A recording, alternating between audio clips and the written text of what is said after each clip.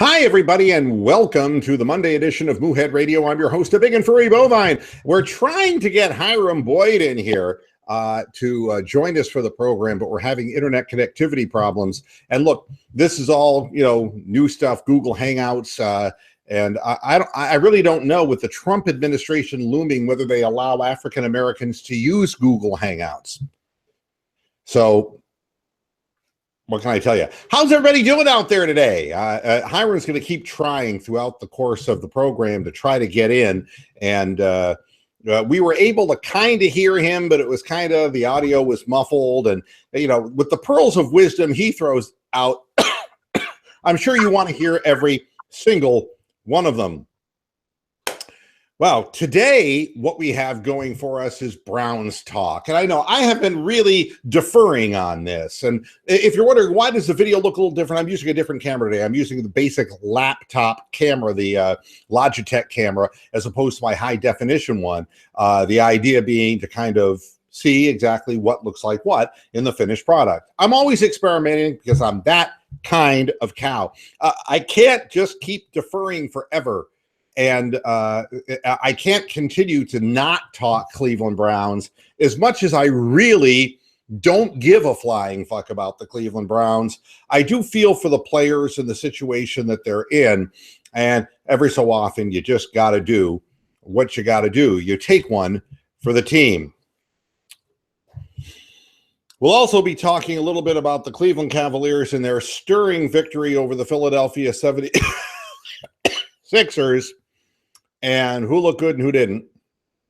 And we'll also be taking a look back at the Pick'em League. Pick'em League, yeah.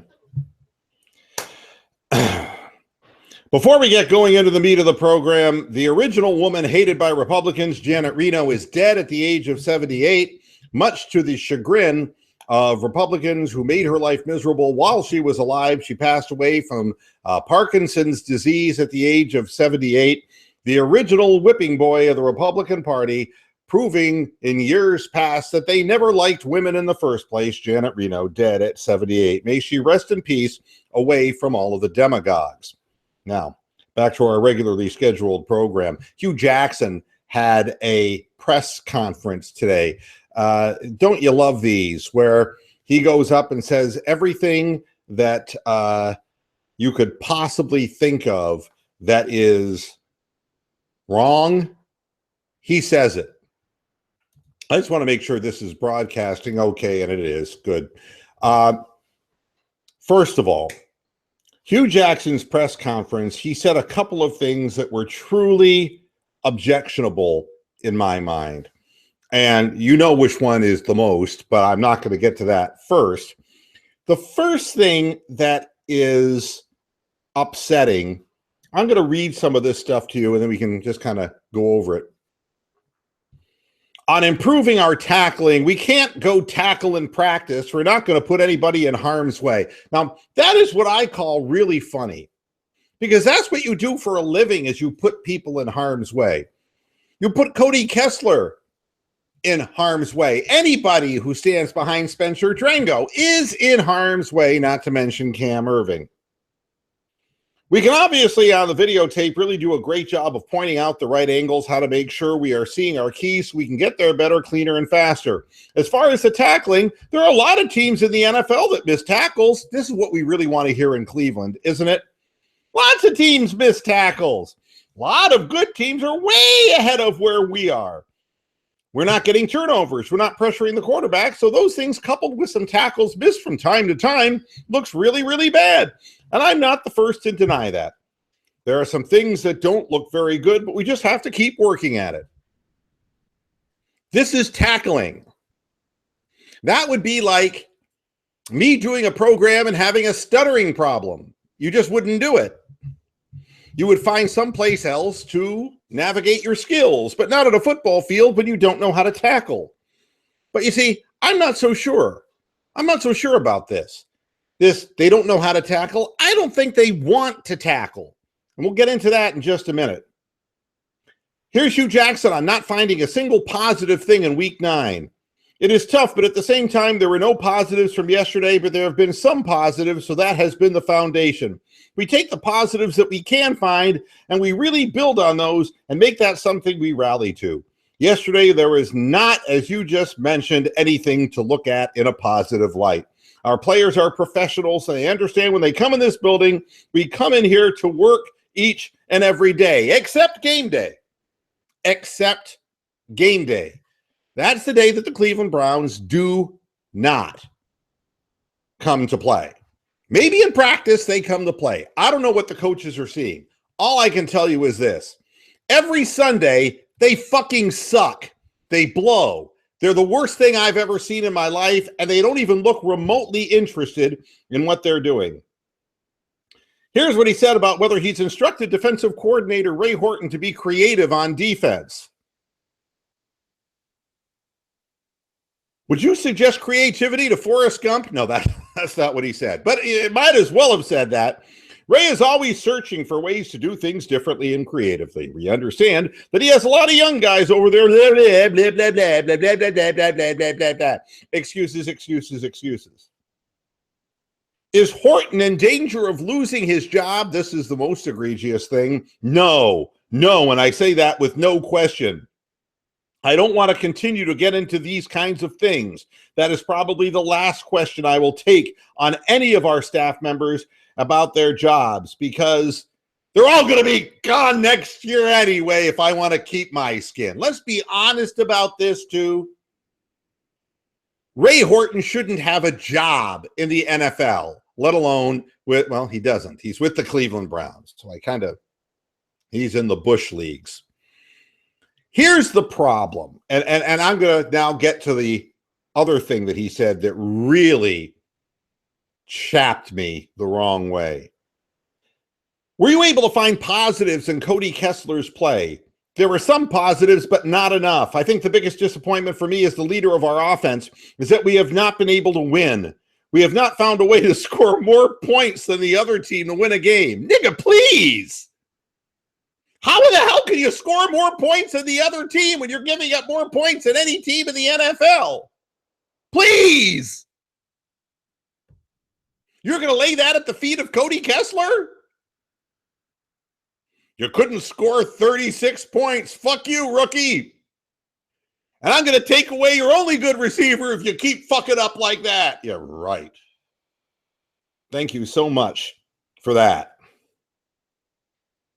Then he goes on to say, we've not found a way to score more points than the other team to win a game. There are some things that I'm sure individually that our players have done well, but as an offensive team, the quarterback's job is to get the team a win.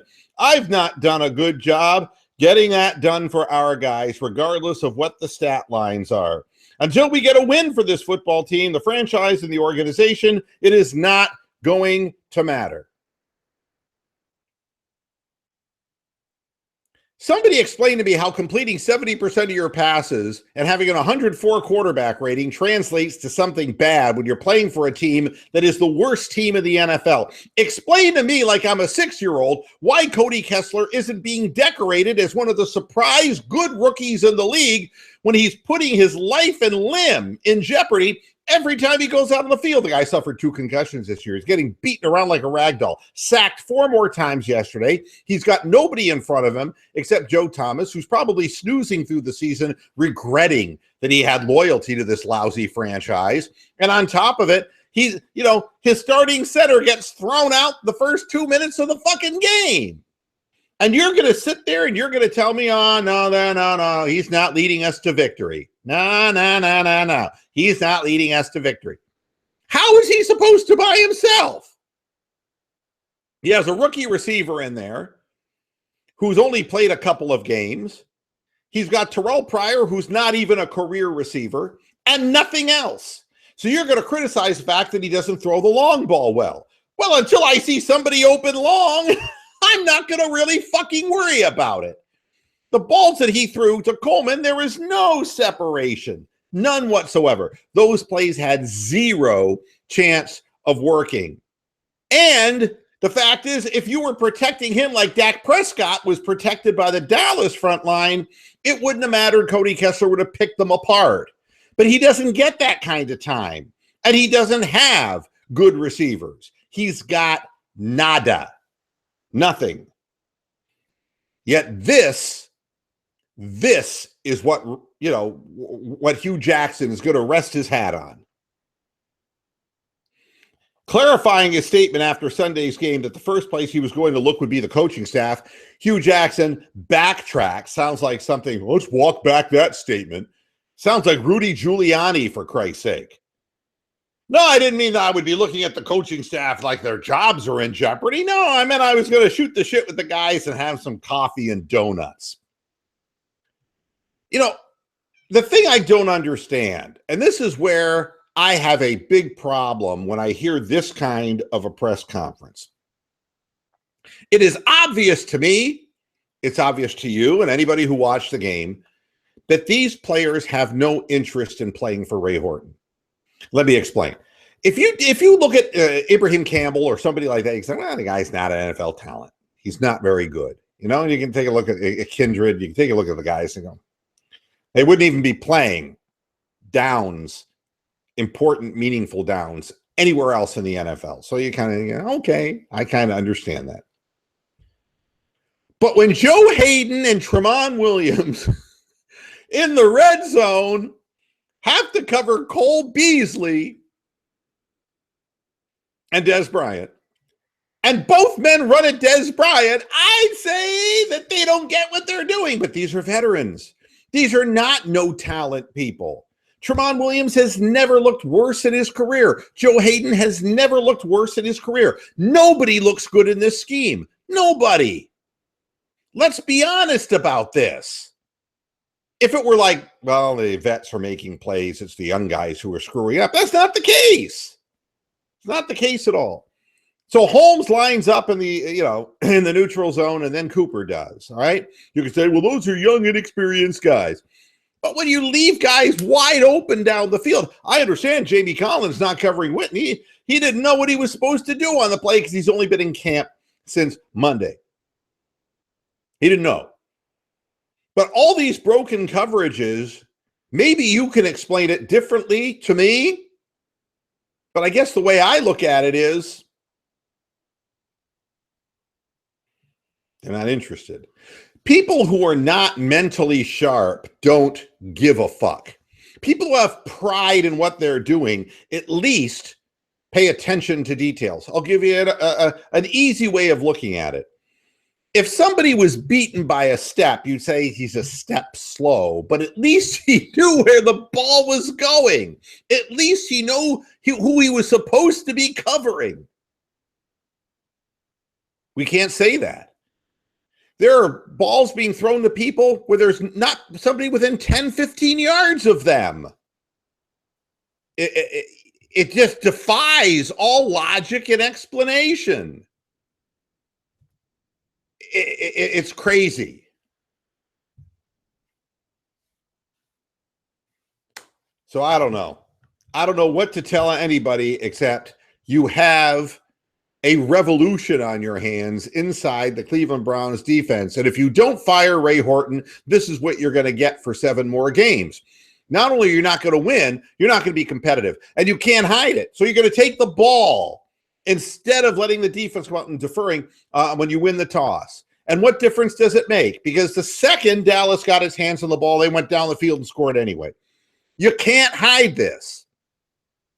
And with guys like George Atkinson returning kicks, it's like teams are kicking short against us intentionally because we have nobody to return the kicks. It's pathetic.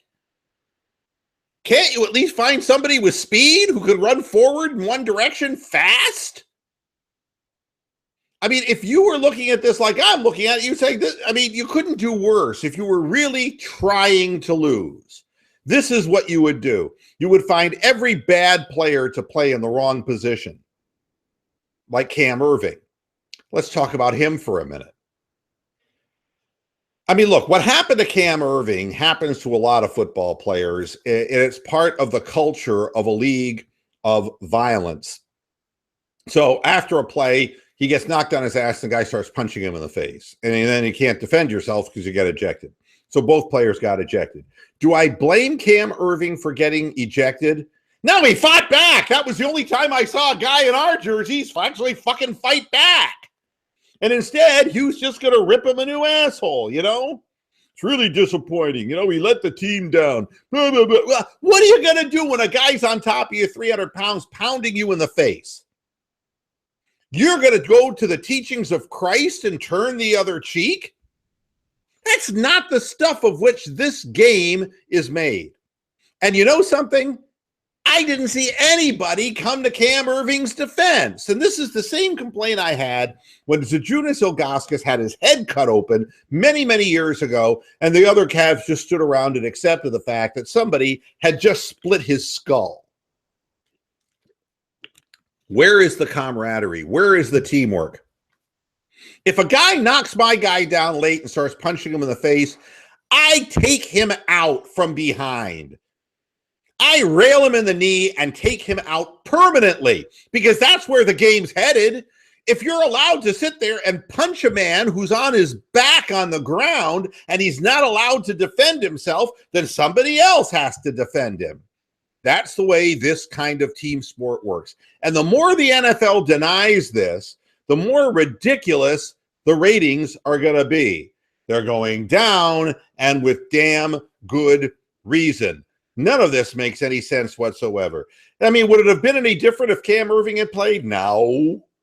No, because we couldn't run the ball anyway, and we wouldn't run the ball with him, and Cam Irving shouldn't be playing center. We already went through this. He was a tackle for all but 5 games at Florida State. He has no business playing center in the NFL. He should have been used as a tackle. The Browns were filling a need because they lost their center. Our loss is the Falcons' gain. What can I tell you? We don't got shit.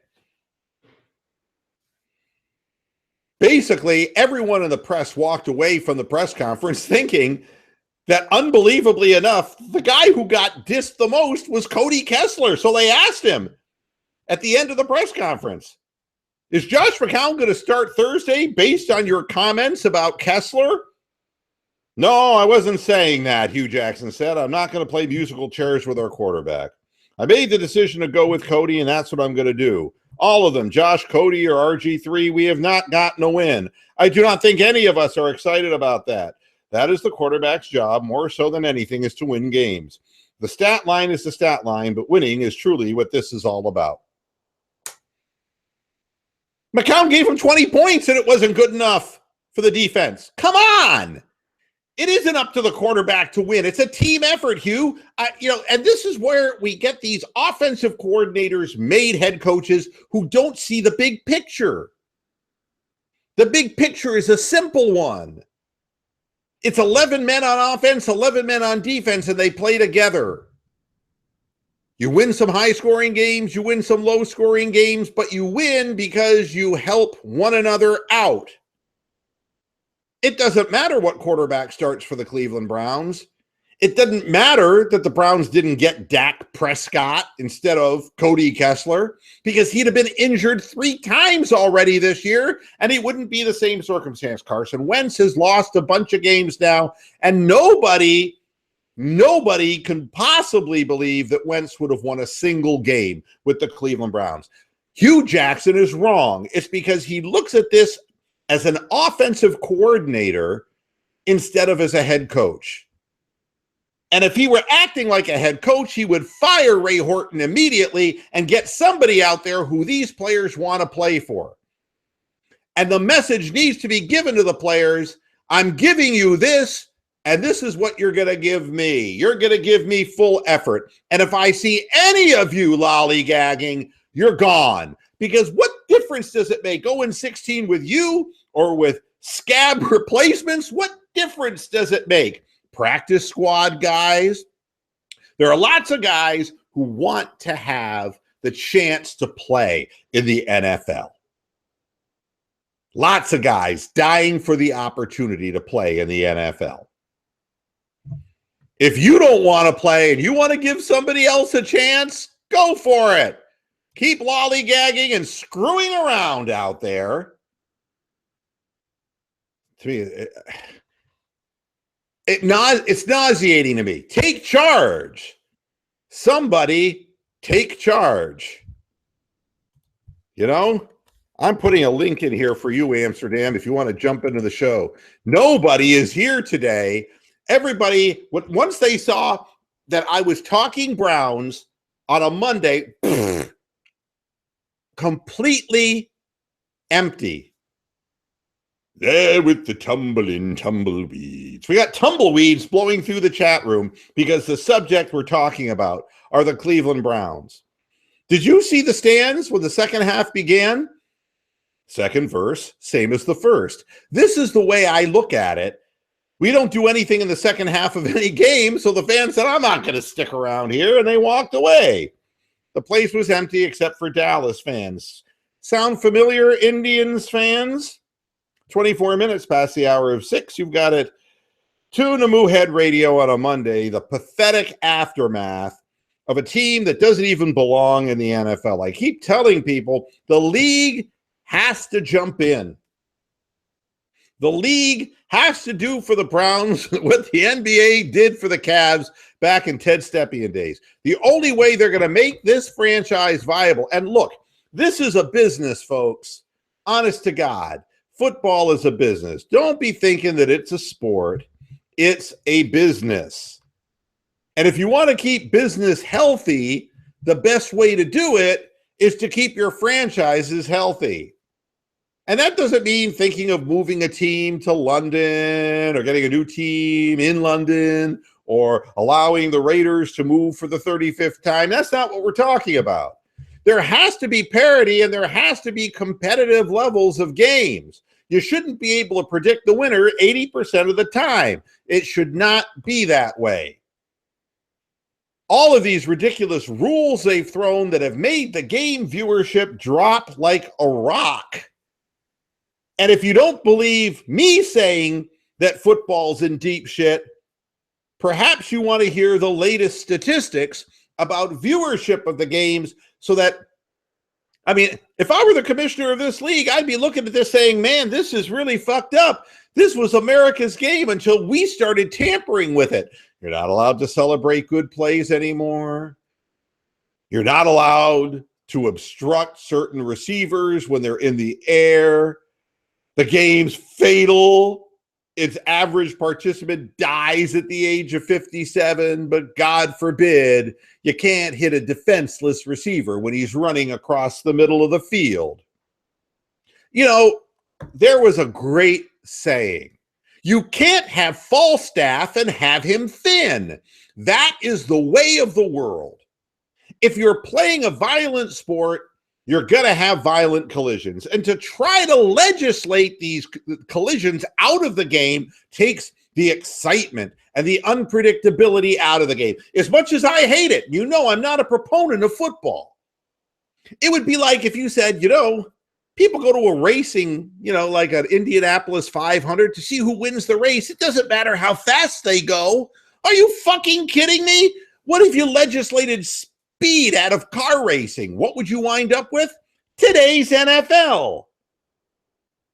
No joy, no fun, no excitement, ridiculous penalties, and players taking out their wrath on one another by fighting at the end of plays. Here are the statistics. The league's most noticeable drop in ratings for its primetime games. That's right, primetime. As of last week, Sunday night football viewership down 18.5%. Monday night football down 20%. Thursday night football, Browns this week, down 21.8%. Primetime game, when there's no other games to watch, when people have the right, the opportunity, and the means to watch anything they want, one football game or a rerun of Roseanne, they're not watching the NFL. 20%. 20%. And I'm sorry if you're trying to call me on a video call through I'm not getting you in the studio, Amsterdam. I'm very sorry. You should be able to pop right into the studio with that link. And instead you're calling me through a video call. And I'm seeing it on my tablet, but I'm not seeing it on my computer here. So I'm sorry if you're not able to get into the studio. I don't know why that would be the case, but we're having lots of fun. So, is this keep trying to get into the studio. You're more than welcome to join me here if you ever get in. And what I can do is I can send it to you. I will send you the same link that I tried to put in the chat room, and maybe we can see if we can get this through. I forget how we were communicating, to tell you the truth. There's no way for me to get you on if you're just calling me that way. If we were dealing with one another, and let me see if I can find this. You're not there. Maybe were we communicating in Facebook or on Twitter? Let me see if I can. Oh, wait a minute. I'm hearing voices. Hello. Hey, it's not my meds either. It's you. It's me. It's Ernest T. Oh, okay. Well, for some reason, when you're talking, though, your pick isn't coming up. No. No. But I can manually do it. Thank you, Manuel. You are very welcome, my friend. I just hope they don't build that fucking wall. If they build that fucking wall, very big, very, very big. Down here then we dig a very, very deep tunnel. Florida, they have these transponders for gated communities. I hope they have a transponder, for this wall that they're going to build so that we can just kind of drive through on our lowriders. What they're going to do, Moo, is all migrants are going to have barcodes. Like a gated community. Just put a barcode on the side of their forehead and shoot them through. I can't. This is weird that this is not going back and forth like it normally does. Isn't that weird? I have to do this manually like this and like this. You want to send me the link again in your Where were we in? Were we in Twitter or in Facebook? No, we were. You were sending it via Facebook before. Okay, let me do that because that's what I was about to do when I heard noises. All right, I'll go to Facebook. Loud noises. All right, let me do this. Okay, here you go. Let me see. Let me do these. Yeah, let me run to Facebook here. Well, wait a minute. Would that be you? Which one is you? Waterfront Properties and Club Communities? Yeah, that's me. That is you. Okay. Let me do wait a minute. Message. All right. And that should be, that should be it. Okay. There. I just sent it. All right. Let me look. Okay. I got it. All right. Let's see. We're good. We're good. All right. So you're going to try to go ahead and jump back in. He'll join us in just a moment, I hope. Dun, dun, dun, dun, dun, dun. I don't know. Sometimes stuff doesn't work the way it's supposed to. What can I tell you? But we'll see if I'm in the settings here. We're getting there. Yeah. I've got to re-enter my email and all that kind of shit. Maybe that's what it is. All right. I'll just keep talking about sports while you're trying to tinker with this thing. All right. But when you're down 20% in ratings, that's 1 in 5 people stop viewing. There are serious reasons that you have to look at. And a lot of it has to do with teams, the franchises, the fan bases. They're not energized. There you are again. Better? No, it's still not switching back and forth, but it's, No better? No, I think you would have to hang up the call completely and do it again. Hang up like you're going off, then click on the link. Okay. Right. See what happens there. Got nothing to lose. It tells me that the fan base is just not energized. You're not hanging up, are you? Not yet. Okay, good. All right, just making sure. Now he did. fans going in with their teams feeling they don't have a chance to win, or the season's already over and the teams that are good are too good. It's not much fun watching. The rules changes haven't been to the benefit of the, we're getting nothing but kickoff returns are done. They're gone.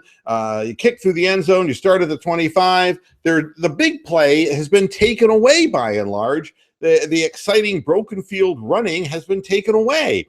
And there are lots of reasons why viewership is down, but the amazing part of it is the league doesn't take into account that one of them is the danger of the game and people not really wanting to watch players like Cody Kessler get injured because the teams surrounding those players are inept and aren't capable of doing their jobs. Also, the fact that teams that are bad have been bad for some time. If you take a look at the NFL and you take a look at some of the franchises, there you are again. Hello.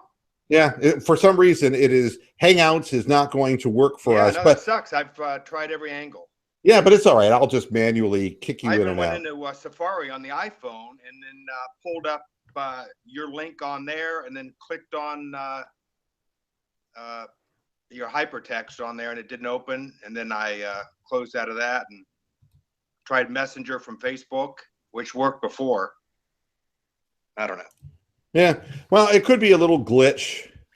It's not a big deal. Well, but we're keeping you on camera some and me on camera some, so it'll all be okay. Right. So, I mean, what is your take? Why is NFL viewership down 20% on primetime games? I mean, we're not talking about Sunday games. We're talking about the days, on the Sunday night, the Monday night, and the Thursday night when there's only one game you can watch. The viewership is down 20% across the board. Why? Yeah. I don't know. I think it's just overexposure, and I think people are just tired of. Seems like a lot of mediocrity, and I don't know. It's hard to explain. I guess it seems like someone gets a concussion all the time, and now you've got that whole element of injury that you got someone like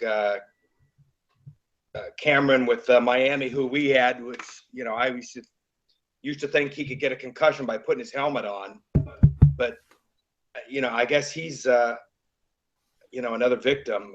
It just seems like I don't know. I know soccer's stealing away from a lot of viewership, but it's not on at the same time. I don't know. It just seems like the Thursday night games, a lot of teams that suck that are on there, that doesn't help the situation. But, I go to these Browns backers and, we started out with like 135 people the first game. We're down to like 45 now. So it's, with us, it's predictable. The more you lose and the less turnout. But TV viewership, I don't know. I don't know why the rest of the country is so down on it or, they need to eliminate Thursday night games just for recovery time for players, but I don't know, Moo. The election, that's been on. Yeah, I mean, I changed cameras to see if the cameras made a difference. It's the software. It's not the camera. So, I mean, so I can just go back to where I was before. I just wanted to make sure that I hadn't done anything in the settings that would do that. All right.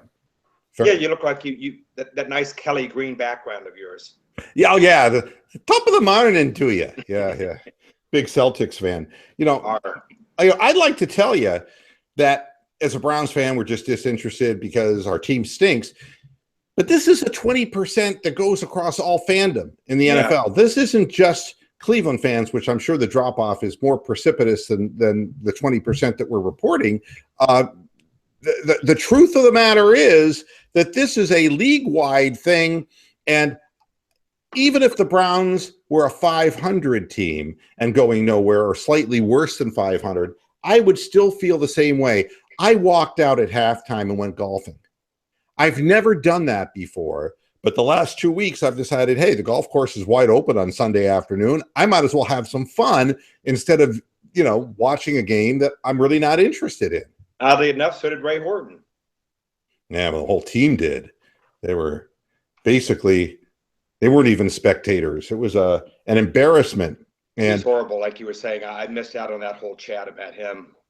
But what is your take on Ray Horton? Did you think I didn't like him the first time. He sucked at Tennessee. I don't know who puffed him up to being so good, because, like you say, it looks like everyone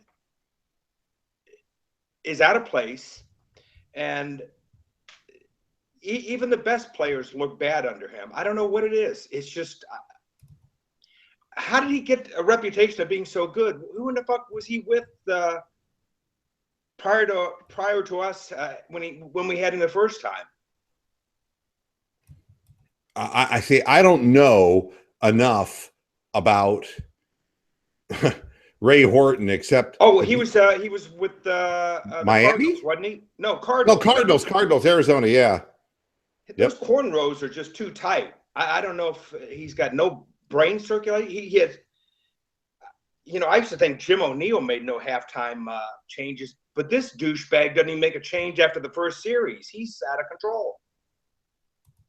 Yeah, I mean, it's the whole second half adjustment thing. I mean, we're not scoring in the second half. We're not doing anything in the second half. We're not making better defensive adjustments. It's almost as if the teams at halftime go in and they realize how much better they are than we are. And it's almost as if they just say, okay, we're going to put our foot down and that's it. And the game's over in the second half. I don't see any coaching up going on out here. I don't see any of the young players getting smarter. They're regressing. They're trying less hard. There's no enthusiasm on the team. And that has to be a result of the coaching. I mean, that's the job. The coaching staff can't make the plays, but they're supposed to put the players in the proper frame of mind so that they will make the plays. Yeah, they seem confused every play. And not only do they not make adjustments, it's the same thing you get pounded on every week. It's like the cutback run, you got the slant pass, you get the zone coverage, and you run a tight end into the open zone and just get the shit beat out of them. And it's the same play. Every team comes in and does about the same thing, and they all look great against us. Yeah, well, I mean, what do you think about the Cam Irving ejection? I mean, you saw it. What do you take away with you from that? A lot. First, he's a pussy. Second, they're acting like he threw the helmet at his head, but he threw it at him. But what are you going to do? Like you say, you got someone there wailing on you, and you're grabbing for anything you can. You grab a face mask, and then then you highlight that no one comes to his defense, which that was kind of odd, because all it was is like two players and two referees right there, and the rest of the Browns weren't even in picture. Yeah. Okay. Now it went back and forth. You talk now. Oh, okay. Hello. Hey, I figured it out. There's some questions here. Never mind. I went to a little thing that they put in here that they didn't have before called Cameraman. Okay. So it looks like this will make it work. So they added something to the software without me knowing it. Thank you, YouTube. But we figured it out. Yeah, I mean, didn't you find it odd, though, that, nobody came to his defense? It seems like that's a culture here. It's hardly anyone ever takes anybody's back here. It's been like that for 2 or 3 years, it seems. Hi to Big Lurker UK. How you doing? Yeah, it does seem that way. And it seems like it's all part and parcel of a team that is really disinterested, that hasn't bonded in any meaningful way. And we have no tough guys. Well, I mean, how tough? I'll tell you, I like to be concrete about things, and I don't mean thick. I mean to be specific on what I'm seeing and what I like. I mean, I like Christian Kirksey. I think he can be a real honest to God football player. Yeah. I think Nate Orchard can play too. I just think he got cut short this year. I think he at least has a little promise. Right. I mean, Nassib he looks undersized to me. He looks like he's got a strong motor, but he's got to get stronger. Agba, I think the same thing. I think these guys come out of college. I think they got to get bigger and they got to get stronger. Yeah. But I think that they can be contributors, at least in some way, for this team. Yeah, I do too. I think Jamie Collins was thrown into an impossible situation. But the fact that he didn't know what the coverage was, I can't blame him when we have Tremont Williams and Joe Hayden who don't know what the coverage is, and they've been playing for umpteen years in the league. So that he's at least, if they re-sign him, is a qualified linebacker. We don't have anybody in the secondary, to me, who can play the game. We have no coverage people whatsoever, and that So if I'm looking at this whole thing like a virtually blank canvas, the first thing I say is don't fuck with a quarterback. I'm sick of this quarterback stuff. We're looking at the quarterbacks in the league. We've seen a number of the young guys, the young up and coming breed. And, we saw Carson Wentz, and we just got done seeing Dak Prescott. And we got a glimpse by watching around the league of what Paxton, why am I not thinking of his last name? Lynch. Paxton Lynch. We saw him play a little bit. But I think Cody Kessler is as good as any of the quarterbacks, with the exception maybe of Wentz, who just has a bigger arm, who has more physical properties. Dak Prescott wasn't even supposed to start. He was the third string quarterback. The first two went down to injury. That's why Dak Prescott's playing. I'm not bad-mouthing Dak Prescott, but he's playing behind a super offensive line and a team that rushes for 150 yards a game, and he's got Ezekiel Elliott, who's a beast in the backfield. And I mean, that's going to make a lot of quarterbacks look pretty damn good. You wouldn't want to see Dak Prescott playing for the Cleveland Browns running for his life, I don't think. But when he's standing back there, I mean, let's be honest. I mean, even Bradshaw, he was 13 in his first NFL year when he had no offensive linemen. They got receivers and offensive linemen, and then suddenly he became a winner. We take a look around the league. Look at the Vikings and Sam Bradford. I mean, when they protected him at the beginning of the year, they were 5-0. When the protection broke down, he looks like just a broken wheel. I mean, it all looks like it's all gone to hell for that team now. That's a huge component. But I think you can question Cody Kessler's arm strength, but I would be a lot more upset about his inability to throw the deep ball if these guys were getting open deep. That's not happening. The deep throws, I mean, a 3rd and 2, when you need to punch that ball in and get a first down, and you throw a deep ball, that play calling doesn't make any sense to me. You have a one-on-one ISO and you go deep when you have a guy who from 10 to 19 yards is one of the most accurate throwers in the league in Cody Kessler. He's not beating himself. He's not throwing interceptions. He's accurate with the mid-range ball. Keep him. He's your starting quarterback, period. That's it. You gotta get offensive linemen.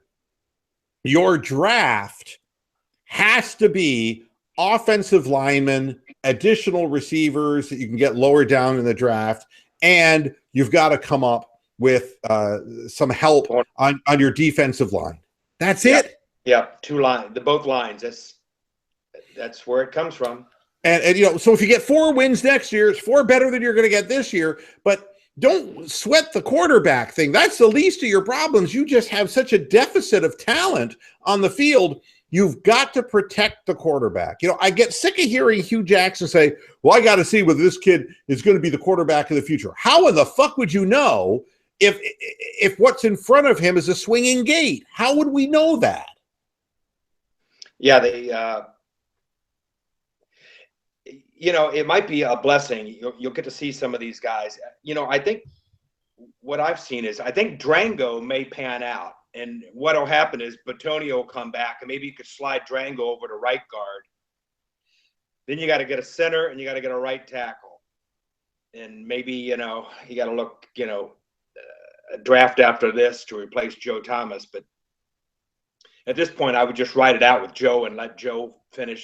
Decide what he wants to do. I mean, if he didn't want to get out of it, I was talking to someone yesterday. Well, it's not fair to Joe. Well, if Joe doesn't want to leave, then let's keep Joe Brown his whole career and let him tutor some of these guys when he comes in. And if he doesn't mind losing, then, who are we to say we got to get rid of Joe? Because, if we can only get a second round for Joe, it's fucking crazy. And then all of a sudden you're replacing Joe, and you talk about someone's going to get steamrolled, you're going to kill someone back there now, because you're getting bull rushed right up the middle every time with Cam in there. Here's the deal. I'm here reading in the chat room. Big Lurker UK brings up a good point. Do you guys think we're not running the ball anywhere near enough at the start of games? Yeah, it seems like the scripted plays are all pass plays, and the trick, plays, the trick lineup, the formations. But there isn't, for a coach who kept repeating that the heart of what we do is running the football, we sure as hell haven't gotten to it, have we? No, it's too much penetration between that A and B gap right there. They're getting killed. But they're not. I mean, they're starting the games abandoning the running game. Yeah. And they are moving the ball on scripted plays and getting field goals and an occasional touchdown the first time they get the ball. But there is nothing sustainable. And I know what Big Lurker UK is getting at. You can't have anything sustainable if you can't run the football. Dallas was eating up massive 40 minutes to 20 minutes possession difference because they were running the football and eating up the clock because they could move the ball, passing, running, any which way. If you don't establish the run, you're going to get your quarterback killed, and we're not establishing the run early. So I agree with that assessment, Big Lurker UK. We're not running the ball nearly enough, and especially early in football games. So I think that's and he's saying also that Kessler has earned another shot at starting quarterback next season and that Shelton has shown improvements. And I agree with all of that. Shelton is a guy you keep. I just don't worry about quarterback because you've got to have an offensive line. I mean, let's look at it this way. Look at Dak Prescott. If you think Dak Prescott is the next Joe Montana, then you're going to stand off to the side of the line because I'm not with you on that. But you can make even a young quarterback looks so much better with protection. You've got to draft that offensive line, and you've got to let Cody Kessler operate where he has time to throw the ball. You wouldn't throw a good deep ball if you figure you had to go back in the pocket with those guys blocking in front of you. He looks, I just don't know about his arm, but he is super poised. He looks like he's been in the league several years. I mean, he doesn't get rattled when he steps up in the pocket, and he keeps his eye downfield. And I'm just worried when the weather gets shitty that, he can't throw 30 yards. And that's my only problem. I wish he had a decent arm. Well, it's going to be tough. He's accurate as hell. I agree with you, Moo. I mean, you could see what they like about him. If he was in a dome situation, I'd feel a little better. But right now, we've got this crazy nice weather up there, and I think we can win throwing 5-yard, 10-yard, 15-yard, 20-yard passes. I know Hugh Jackson likes the big play. I know that he had AJ Green, and he got used to that in Cincinnati. But when you're playing or coaching for a second-rate organization, you got to take what you can get. You're not going to have that kind of a deep threat.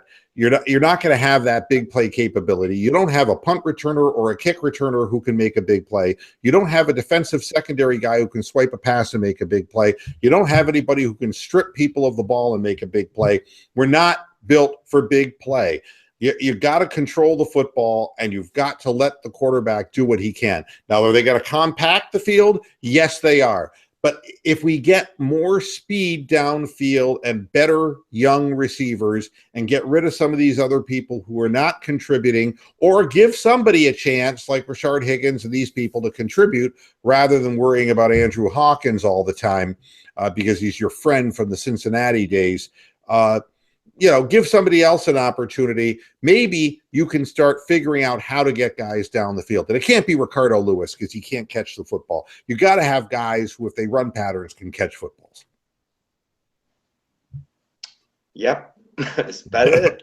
I mean, it isn't real rocket science. I'd like to tell you that it's a real confusing thing. As unsexy as picking linemen is, it's you got to do. And it's going to be the great criticism if the team does it because, we wasted another one. When you go the wrong offensive lineman like Cam Irving, then it's really a disaster, Yeah, you can't project positions on these bastards. Pick what they've been playing the last 3 years or something. And then if you need to switch them down the road, but get a stud. Get a fucking stud. I don't want to be hearing about all this bullshit. Get a stud. Drafting for need, your need is to protect your quarterback. And I really do honestly believe that Cody Kessler can be a 500 quarterback in the league. And that's all we should be looking at because there is no chance to get beyond that in the next 5 years. There is no mathematical way for the Browns to do it. But if they played where they had a 50-50 chance of winning, some of the fans would come back and watch. It would be good for business. Yeah, I can see. I still think that it's early in the game, but Kessler could be that poor man's Alex Smith. Well, he manages the game the same way. I don't think that his poor man's Alex Smith. I think he could be Alex Smith. I don't, not that Alex Smith has won anything prolific in his career, but again, if he takes what you give him, he takes what you give him.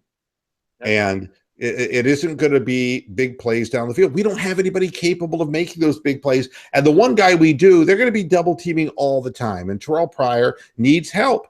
And I think Coleman is a young kid who's got a future. He can get after the ball and he's got good hands. I think that he's somebody who can help this team, but the injury really messed him up. And it slowed down his progress and we just have to kind of wait on him. We need another speed option. And, I really like the idea of getting Isaiah Crowell into the seam like we did in the first quarter of the game, even though it was kind of a funky formation that they did it off of. There's much more burst from Isaiah Crowell this year than Duke Johnson. I don't know if you've noticed that. Yeah. Duke seems to be lowering his head and just kind of running. He's a little shifty. But he does seem a little slower. Slow. He looks slower. And the last time I saw this in a player, and it really concerned me, is when guys try to bulk up because they're not big enough in their mind to play in the NFL and they become too muscular. The greatest example of that was Trent Richardson. And I'll go to my grave saying that Trent Richardson, two things. When he got hurt, that really fucked his head up, the ribs really fucked him up. And he was never the physical runner he was before that, but he got too big. And when you get too big, you lose that half a step. And that half a step is the difference between shooting through the line and being tackled in the backfield for a loss.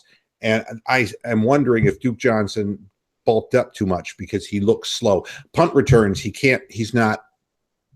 This is a guy who was supposed to be a great big-time punt returner in college. This is a guy who's supposed to be quick, and I don't see that first step from him.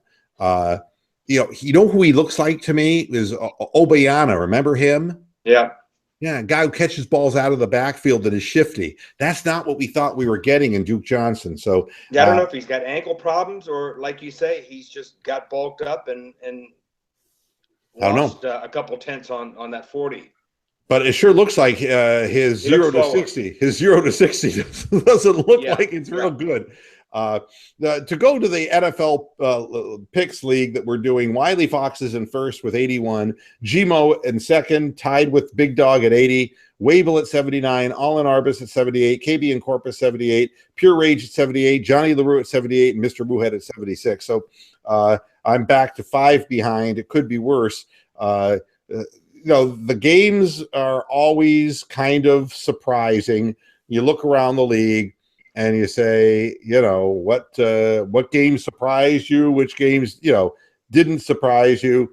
I mean, Atlanta didn't surprise me. Dallas didn't surprise me. Jacksonville losing didn't surprise me. Miami winning didn't surprise me, but Minnesota dropping to the depths and losing to Detroit. Tony was wringing his hands. That I really would have expected Minnesota at home to beat Detroit, and that's a really season damning loss for the Minnesota Vikings. I picked Philadelphia. But Wentz, he's young, and you give up 28 points, you're not going to win. I picked Pittsburgh, and Baltimore won. So, but the AFC North is really mediocre. Carolina barely beat Los Angeles. And honestly, I thought they were going to kill them, and they regressed back to their Ron Rivera 13-point offensive explosion. Green Bay is playing in slow motion. They can't get out of their own way. They lost at home to Indianapolis. And even San Diego giving up 35 points to Tennessee and winning. That's not a good thing. I picked Oakland right, so I only got 7 right this week. It's tough picking these games, and people are going to say, isn't that parity? And it's like, no, these are bad teams playing one another, and you don't know who to pick because there's so many lowly bad teams. We could have had Khalil Mack, remember? I had lots of guys we could have had. Yeah, how true that is. Misgivings. My God, every time I see Ben Roethlisberger, it's like misgivings. The Browns just missed on so many picks. You see A.J. Green. You see these people playing against you, and you say, Jesus Christ, we could have had these people. No, I don't know. I think Tony is making a comment in the chat room. It's weird because Pat Shurmur called one hell of a game. The defense couldn't have stopped a Pop Warner team. But, again, that is what happens, Tony. Next week, it'll be the kumquat Shurmur calling lousy plays and the defense playing well, and you'll lose, 13-10. Bad is bad, and I don't know what in the hell happened there, but you got to take a long look at Mike Zimmer in this process because, again, just like I'm accusing the defensive players of the Browns of not wanting to play for their defensive coordinator, I look at the head coach and I say, man, you see the offensive coordinator resigning, and then and nothing said about it. It's pretty weird. It's a pretty weird thing, and something's wrong there, and you got to look at the head coach. Somebody doesn't want to play for somebody. The Vikings, and I wanted them to do well because it's always good to have a team that you weren't expecting to be that good to be good at 5-0. That was an exciting start, but they're not going to make the playoffs. That's a 5-0 start. You're not going to make the playoffs. That hurts. Because it just seemed like that would be a lock. Even Terry Pluto and Bud Shaw are saying the same thing. It's the defense, stupid. But the Browns hierarchy does not want to hear about that. And, again, I'm going to leave this show with a question. And I'm not going to insinuate something. I'm just going to come right out and say it. I don't know if Ray Horton was Hugh Jackson's pick to be defensive coordinator. All right. But after today's press conference, it sure as hell looks like it. And Hugh Jackson already knows what it's like to weaken your foundation, what happened to him last time he was head coach in Oakland. You cannot keep somebody, even if he's your pal, your buddy, your confidant, if he's not doing his job. And the truth is, coaches were hired to be fired. And this he's my buddy thing has got to go. It's the team that matters. And I have never seen Joe Hayden look lost on a football field. I've never seen Tramon Williams look like this. I mean, when you see guys 3 times in one game lining up offsides, not jumping offsides out of aggression, but out of stupidity, just putting their hands down over the line of scrimmage. You got people who aren't paying attention and don't have pride and don't care about what they're doing. And that, I mean, in and of itself, you just, you hold your head and you say, you sit down with the defensive coordinator and say, these errors have to stop, and if not, it's your job. It's like watching a whole football game of Naquin and Chisenhall in right field fucking up. It's like the Marx Brothers. I mean, you have to get that much right. I mean, it's like I said earlier in the show. If you're beaten downfield by a yard and you were just too slow to keep up with the wide receiver, it's a talent issue. But if you run the wrong way, like Jamar Taylor has done multiple times this year, because you don't know what part of the field you're covering and who you're covering, and you're not even in the picture of the TV. Yeah, I mean, you're so far out of place. Yep. The safeties don't know where in the hell they're going. None of them. No, they don't take. I mean, it isn't even a matter of taking the wrong line to the play. They're not even in the play. I mean, they literally don't know where they're supposed to be. This defensive scheme, whatever the fuck it is, isn't being explained to anybody, and not in a way in which young players can understand. And Ray Horton obviously cannot work with young, inexperienced players. That is my conclusion, and he should be terminated because he's working for a team that has young, inexperienced players. You got to get somebody in there who can communicate with these guys. It's bad. What can I tell you? It's bad. I spent the whole hour talking about the Browns. Cavs don't play until tomorrow. Play the Hawks in Cleveland. We'll be watching that at least. And no, I'm not going to be watching Monday Night Football. I'll find a movie to watch. And you, Amsterdam, thank you for fighting hard and getting in on the show. Love to be here. Thanks for having me. All right, man. Thanks a lot. We'll talk to you later, buddy. Bye-bye. See you, troops.